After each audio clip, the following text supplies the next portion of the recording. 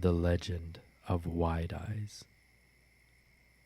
The legend began during the lockdown on March of 2020, with a town whose name and location I refuse to give away on the chance anyone reading is curious and stupid enough to check this place out for yourself. However, if you were to ask me how I know these things, let's just say it's a small town with many resources for a legend so well known at this point. It all started when Mark Rowling and his roommate, Henry Anderson, had gone out for a walk to think of something to do in the midst of self-isolation. Henry wanted to document his life in quarantine with a few pictures to make something out of these crazy times. They had decided to go to the park near their apartment to clear their heads. When they got there, the place was pretty deserted due to social distancing. But they didn't really mind as long as they were outside and not watching the news. Plus, the gym wasn't open, not that Henry went often. According to Mark, his roommate was 225 pounds and Twinkies took up about half of their cupboard. Before the incident, the park was a welcoming sight for Mark any time he'd go there. He always relished in the sound of nature as a stress relief, from the ducks quacking to the river running its course. Henry had his iPhone up and ready to snap some pictures of the water, as well as the woods on the other side. It was around then when it came for them, and it was around then when Mark would last see his roommate. As Henry was taking pictures, he suddenly saw through the screen a figure moving in the trees and the bushes. He looked over to Mark and gestured to his phone, asking if he saw what he saw. He zoomed in to get a closer look. The shade covered up what looked like just a shirtless man. At least they assumed it was a man based on his size and shape, but they couldn't really make it out due to his back facing them. He was about 6 feet tall, with no trace of hair on his head or the rest of his body, as far as they could tell, and decently muscular. His skin was almost completely pale. Mark's first instinct was that it was a jogger, but he couldn't figure out what a jogger, or anyone for that matter, would be doing walking around the woods half naked during March. He figured, to each his own, I guess. However, as this man emerged from the bushes, they could see that he was more than just half naked. He was completely without clothes. Henry lowered his phone in disgust before he said, "Hey, have some common fucking decency." That's when the man turned to face them, and what they saw next left them without any words at all. This man, if anyone could call him that, had 2 black triangular rings circling what looked like large orange eyes, as well as another one circling his black nose and mouth. The entire design reminded Mark of ring-tailed lemurs he had seen at the zoo, although his nose and his mouth were shaped like that of an average human. The creature was coming closer and closer to the river, as if it was about to cross over to their side. Henry put his arm out in front of Mark as they backed away, but before they could go any further to make a break for it, the thing stopped. It hadn't even crossed from its side of the river. It just stared at them with its orange, beady eyes, tilting its head around like any curious animal. It was almost as if it was measuring their sizes, although it seemed to be observing Henry more than it did Mark. Neither of them knew what to make of it. They probably figured in this worldwide pandemic, anything could happen. Eventually, it stopped tilting its head, staying completely still, as if it had no intent of leaving. It just stood there, like a statue. Henry told Mark how lucky they were to have a camera for this kind of event. He puts up his iPhone to snap a picture. However, upon doing so, That's when the creature's eyes gradually began to glow. That was the moment Mark would never forget. It was daytime, but the brightness of his eyes stood out amidst the sun. That's when Mark began to feel numb. He described the experience as something reminiscent of that of pins and needles feeling you get when your hands or feet fall asleep, except it was escalating to his entire body, from his toes to his head. Henry, I can't move. However, as Mark tried to talk, he realized he couldn't even bring himself to speak any further. Henry made no response. He just stood there, as still as the creature was, standing before they fell on their backs, the rocky surface below them.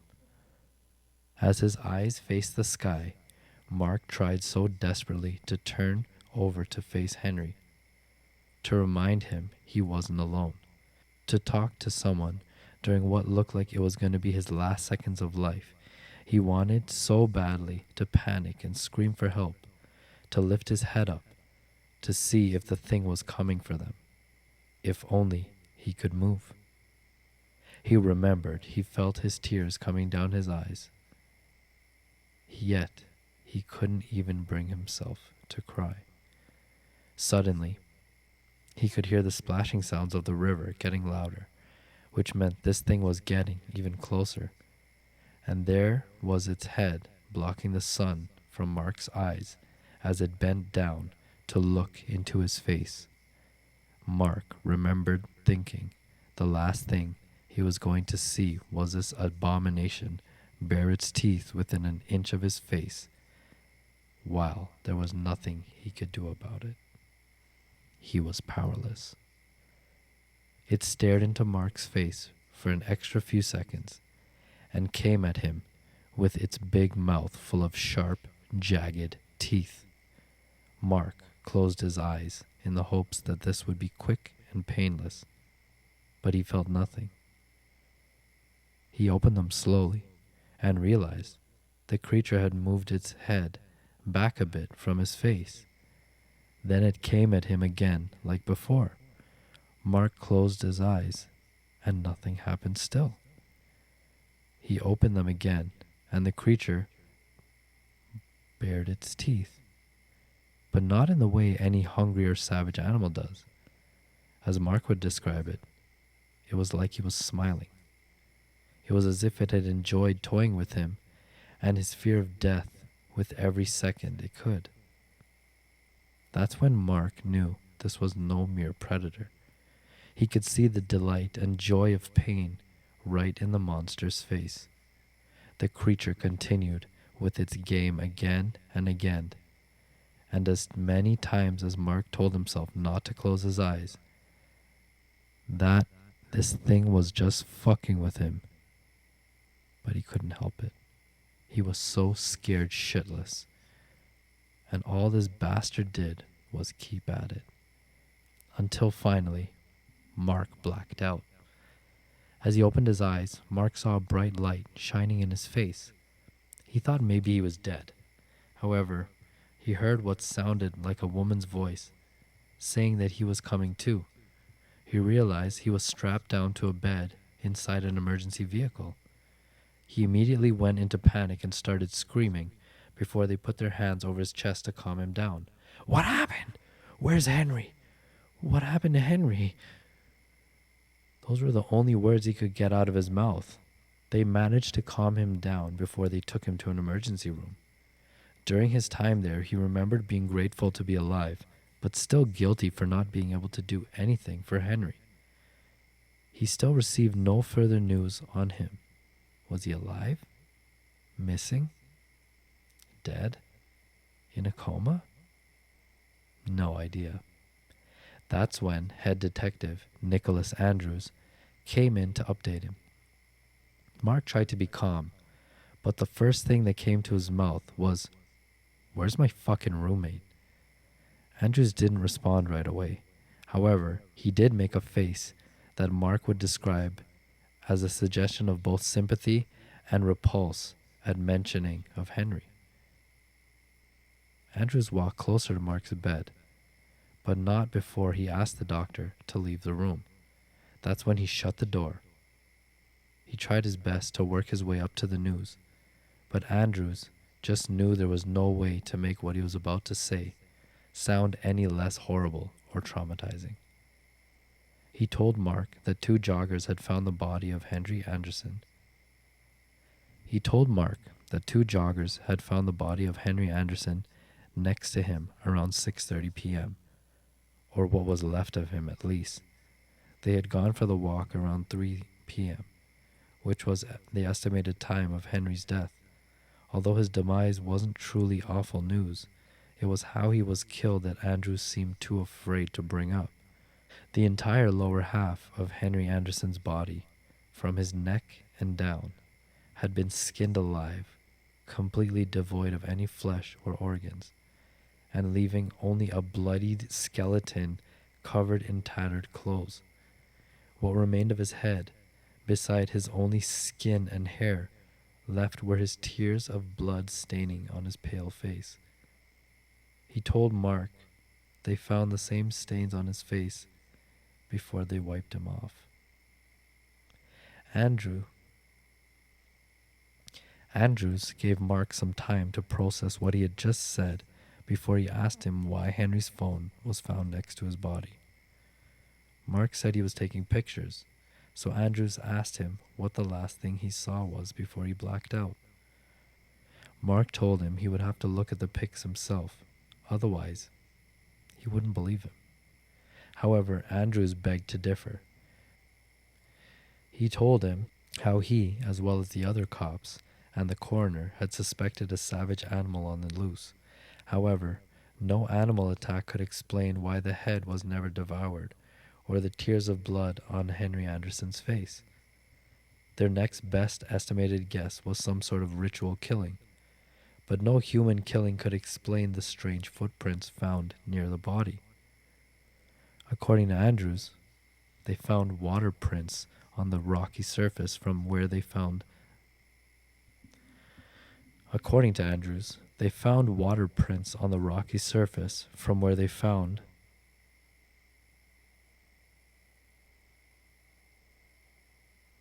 According to Andrews, they found water prints on the rocky surface from where they found the bodies. They matched those of a primate, with an extended opposable thumb on each foot. Similar prints were found in the dirt on the other side of the creek from where it came from. So they examined the phone, but unfortunately, they found no picture. This can only mean that Henry never had the chance to take it before he was paralyzed. Mark told them what he saw, and they just looked at him as if he was crazy. Hell, I'm sure Mark couldn't even convince himself that he wasn't. I'm almost positive he would have been a suspect had it not been for a lack of any other evidence. Either way, that's what the legend of Wide Eyes, as they eventually called him, had begun. I'll never understand how Mark was lucky enough to be alive. Maybe it's because Wide Eyes had his fill of Henry and decided not to go for him. Or maybe he wanted to leave him traumatized once he recovered to find his dead roommate next to him. Most people in the town avoid Mark at the store or bars since Henry's murder, even in spite of his name being cleared. That was until the sightings of Wild Eyes has multiplied, as well as more killings mirroring that of Henry's. It was about a month after Henry's death that Wide Eyes could reclaim his next victim, a man named Victor Cross, who made a 911 call during his last moments. It was around 10:30 p.m. when it happened. The recording made it to the news within 2 days of his death. 911, what's your emergency? My name is Victor Cross. There's someone outside my bedroom window. I mean, they're not right outside of my house. They're on top of my neighbor's roof. She lives on... Can you describe the prowler for me, sir?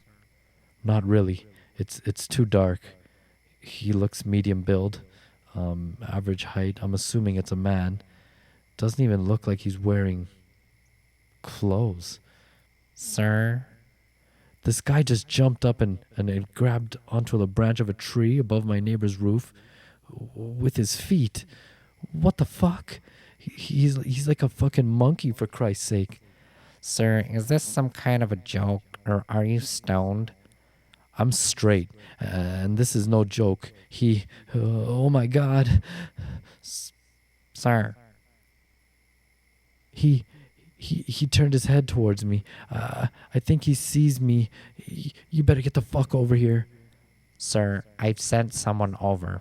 If you feel intimidated, go lock yourself in any other room without windows. Are there any weapons in the house? Is anyone else there with you? He's lifting his arm up. Is he armed? Sir, is he holding a gun? No, the son of a bitch is just pointing his finger at me. All right, sir. Stay calm. Stay on the line with me. His eyes. Sir? What followed afterwards was the sound of the phone dropping, as well as shattered glass. A snarl came from the speaker that didn't sound human, or like any known animal. When the police arrived at the neighbor's house, there had already been cops over at Victor's place as well. The same neighbor whose house had been intruded upon called 911 when she heard the break in at Victor's home. His killing was done in the same way as Henry's. That wasn't the only time Wide Eyes had broken into someone else's house. Several reports of a man with lemur-like face and glowing eyes escalated from June to August in areas ranging from parks to neighborhoods. Whoever thought they were safe, as long as they stayed out of the woods, soon found out otherwise. Any child who wandered off from their families at playgrounds and deeper into the woods went missing. All they ever found of them were either their little shoes or toys next to Wide Eye's footprints. There were some victims whose half-eaten corpses were found next to their vehicles after they had crashed. This insinuates that they looked into Wide Eye's stare as they were driving by him, which resulted in their cars crashing. They either went into a pole, a tree, or rolled down into a ditch. Their bodies were always dragged out of their cars by Wide Eyes. A couple of them were already dead before he consumed them. To this day, no one knows who or what Wide Eyes is, whether he's a demon, an alien, or some undiscovered species is anyone's guess. Who knows if he's even of our reality? However, since these killings and sightings have skyrocketed, a few historians have noticed a similarity between the descriptions of Wide Eyes as well as an obscure ancient god originating from Hindu mythology. This particular deity was most often associated with the disease and sloth, whose presence can only be summoned by an epidemic that has affected a great number of people. According to these ancient texts, the deity would be present in several regions of Asian countries wherever pestilence was spreading. His purpose in his eyes was to eradicate whoever beat the disease, be them a man, woman, child, or animal. This applied to those who were never infected, as well as to those who were infected but has ever since recovered. His description was also perfectly matched with those of the Wide Eyes, a bipedal monkey-like being with strange orange eyes and 3 black triangles on his face. Having read about these findings myself, I can't but help feel his presence here has something to do with the COVID-19 pandemic. The virus originated from China, so it makes sense for him to follow wherever this disease went to. Finish the job. I knew a few of his victims who had self-isolated due to being tested, only to come out negative. I also know someone who had tested positive but recovered from it. I got myself tested a few months ago when I thought I was losing my sense of taste and smell. I was negative, and I have been for a while. At this point, I don't know if I'd rather just succumb to the virus as opposed to waiting out to be eaten alive by this monstrosity. As far as we know from these texts, there seems to be only one of this deity. However, from what I've also read, how many there are of him doesn't negate his unpredictability. This deity has proven to be just as random as the disease that summons him. If a plague were to affect two or more separate regions, he would take no particular number of lives before he moved into another region. Sometimes he'd even return back to where he left off. This begs the question, how long will it be before Wide Eyes leaves this town? And where else has he been in the world since the pandemic hit? Will he return again, even if he does leave? These questions may never be answered. A few people who did manage to survive Wide Eyes stare claimed that you had at least 5 seconds before the eyes went completely bright. By then, you could escape without paralysis taking effect. However, that wasn't a guarantee for survival. On August 25th, 3 college students, Jeremy Waynes, his brother Todd, and Todd's girlfriend, Lisa Roberts, had been very interested of the legend of Wide Eyes. They'd always make sure to keep up to date on his whereabouts and hunting grounds any time he was the subject of the news. They stupidly thought they could cheat death through the same means of the survivors and document his presence for a school project. Jeremy was the only one who made it out alive, at least for the time being, up until he killed himself a month later. According to Jeremy, they had a video camera as well as flashlights ready for when they'd go out to the park, the same park where Henry was killed. It was about 1:45 a.m. They agreed that they were going to stay together as far away from the trees as possible. Lisa would be their camera woman, while they led the way with their flashlights. They kept on the sidewalk trails, thinking it would be safer. However, when Jeremy and Todd had their back turned from Lisa only for a few seconds, she was gone. All that was left in place was the camera. They immediately panicked and started screaming her name as they looked around the area. They hoped to God she was just fooling around with them. But when they examined the spot from where she was taken, they found the footprints of Wide Eyes in the dirt to the left of the sidewalk trail she was taken from, with no trace of Lisa's prints from her shoes. They realized they'd have to follow Wide Eye's prints deeper into the woods, ready to avert their eyes on the chance that they would start to make his glow. Jeremy kept his attention to the footprints as he followed them with his flashlight. That's when he began to hear a snarling sound. He turned to the light to Todd to ask if he heard it and where it came from. But Todd didn't answer. His eyes were big and his jaw was open. He didn't even blink in response to Jeremy aiming his light at his face. Jeremy was afraid. Maybe Wide Eyes was right there with them, staring into his face with his glowing eyes. However, no tears of blood came out, and Todd was still holding his light up, opposed to falling down to the ground like the rest of the victims.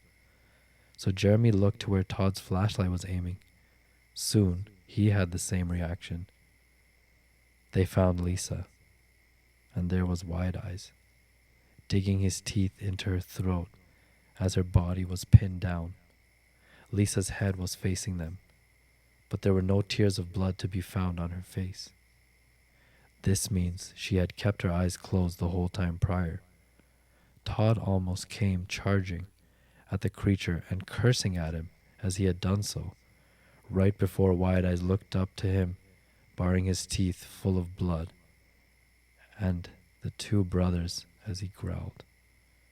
Jeremy kept pulling Todd back and panicked as the monster's eyes began to glow.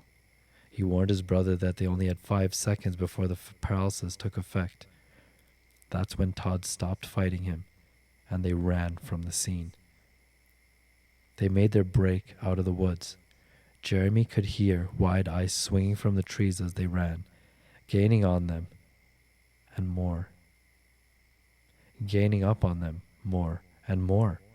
He thought that as long as they were got out of the woods, away from the trees, Wide Eyes would no longer have the advantage.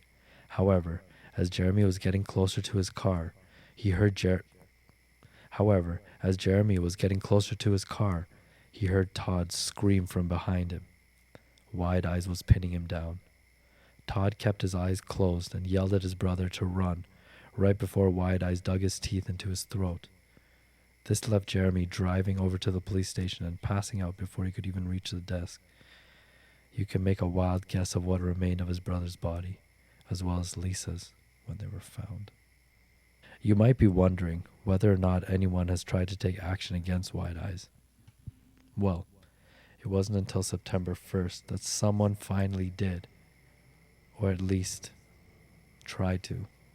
That someone was an elderly man by the name of Bob Hayes. I bumped into him now and then on my walks in the park, when I still went outside, of course. Cranky old bastard, always staring at me when he'd walk past each other and never saying hi back whenever I greeted him. Bob owned about 2 horses on his property, both of them quarters. He said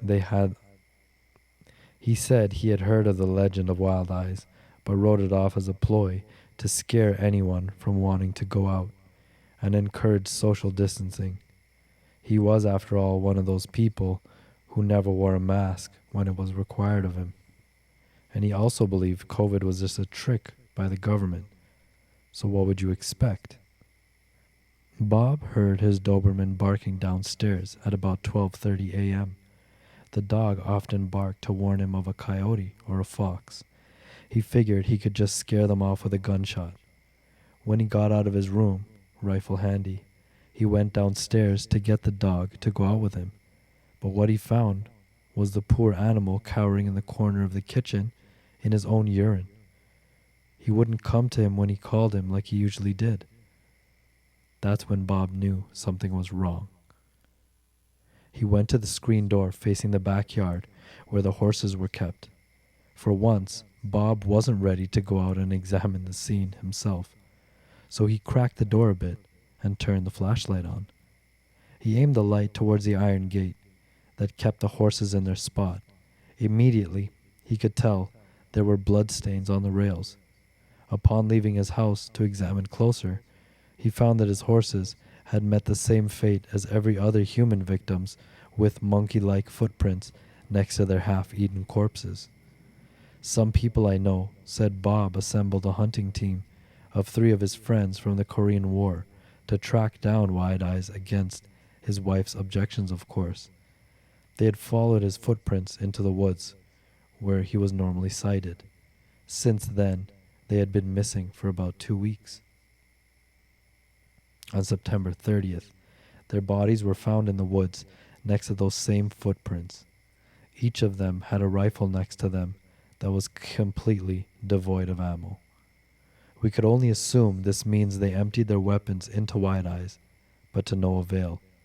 This leaves the fucker with even more powers to add to his unpredictability.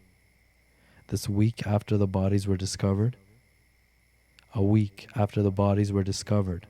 Bob's poor wife was found dead in her bedroom with the window shattered.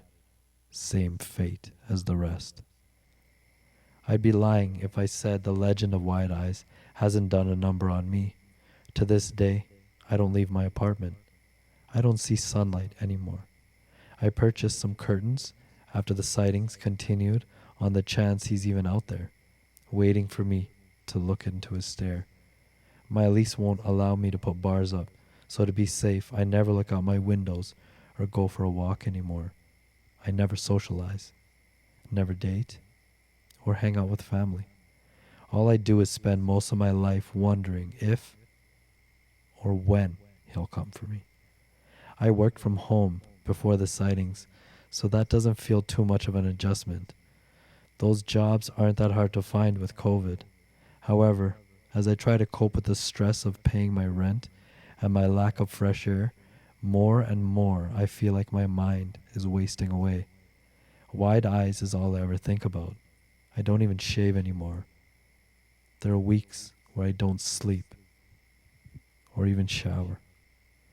I just keep updating myself on the thing that killed my roommate.